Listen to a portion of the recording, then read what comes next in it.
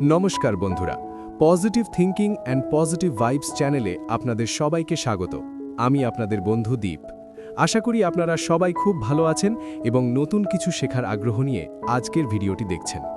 বন্ধুরা, আমাদের অনেকের মনেই একটা প্রশ্ন থাকে, প্রোগ্রামিং শেখা কি খুব কঠিন? আমি কি পারবো? বা কোথা থেকে শুরু করব?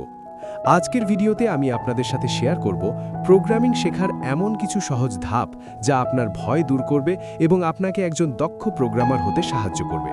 চলুন শুরু করি। প্রোগ্রামিং শেখার শুরুটা কেমন হওয়া উচিত?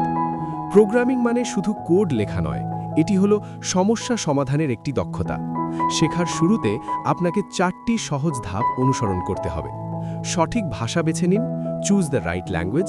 শুরুতেই কঠিন কিছু না ধরে পাইথনের মতো সহজ ভাষা বেছে নিন। এটি মানুষের ভাষার খুব কাছাকাছি এবং শিখতে বেশ মজার। ভিত্তি মজবুত করুন, মাস্টার দ্য বেসিক্স।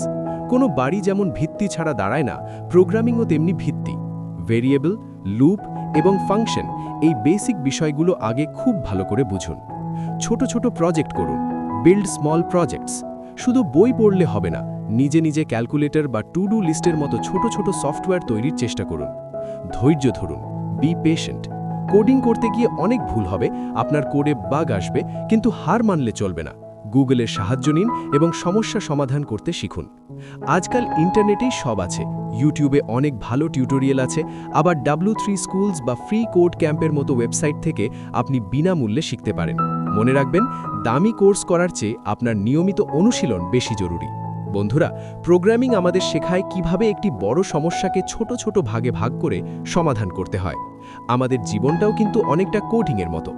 আমরা যখন কোনো ভুল কোড লিখি, কম্পিউটার আমাদের এরর দেখায়। আমরা কিন্তু তখন কম্পিউটার ফেলে দিয়ে চলে যাই না, বরং কোথায় ভুল হলো তা খুঁজে বের করি এবং নিজের ভুল থেকে শিক্ষা নিই।